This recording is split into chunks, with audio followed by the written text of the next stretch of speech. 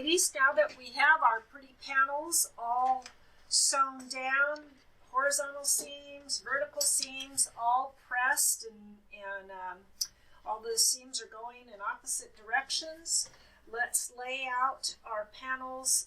Panel 1 with the number 1 at the top, and number 4 with the number furthest away from you. Match them up at the bottoms to make a pretty reversed L.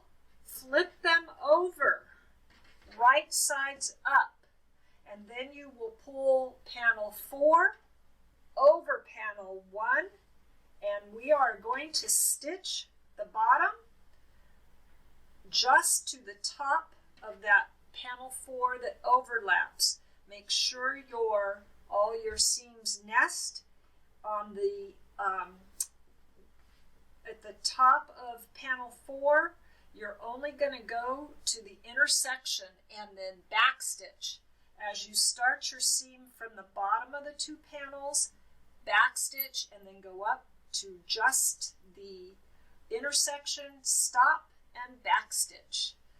Take your next 2 panels, 2 and 3, and lay them, panel 2, the numbers furthest away from you, and panel 3, the number closest to you. Flip them over, and now flip panel 3 over 2 and stitch from where it says bottom center. You're going to just go back and forth all to the edge of the fabric, stitch up to your quarter seam mark at the top, and stop and backstitch. Let's do that, and then we'll be right back, and you should have 2 panels that look like that.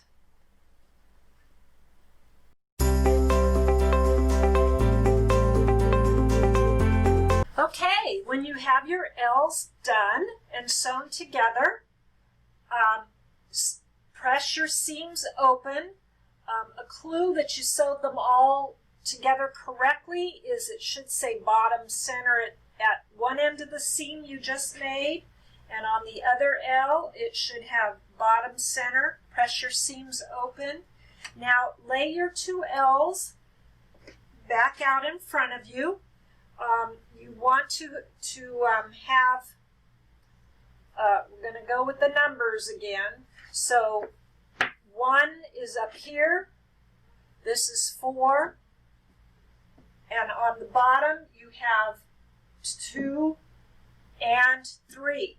So your seam is going to line up where it says bottom center on all 4. Mine just happened to be the dark oranges. So it looks like this when you put them together. You flip them up.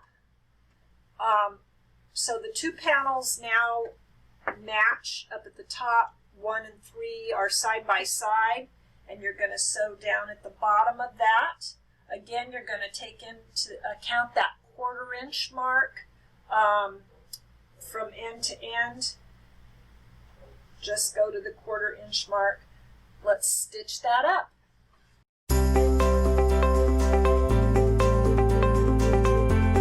Now when you have your 4 panels sewn together, you have this funny looking X. Your seam should be ironed open. Now we're going to connect the sides. There will be a longer, every time you sew the sides together, one piece is longer than the other. So basically we're going to rotate the bag from side to side, and side to side, and side to side, and then this side comes around last. So basically it's like a windmill, and you're stitching up the blades. So pick a side and start with that.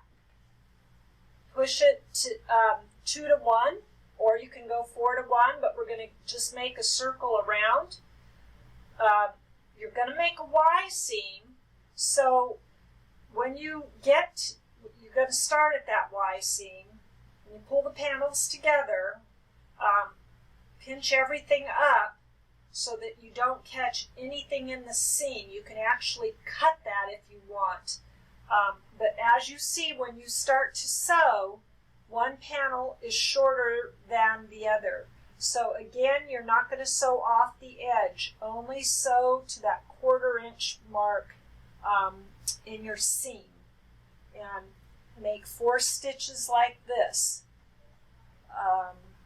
And then you'll see the shape of the bag once this happens.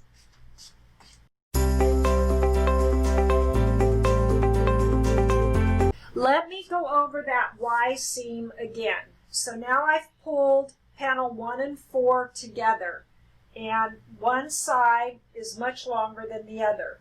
So you're going to start at the 1/4 inch mark of the short end, stitch back up to your Y seam.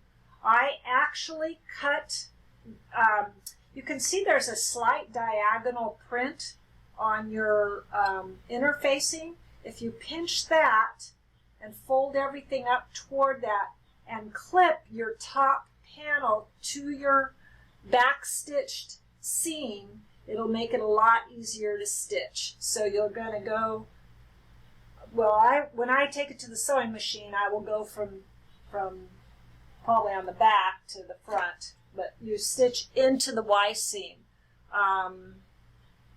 I suppose you could turn it over too and do it the opposite way. Start from the Y seam and stitch down.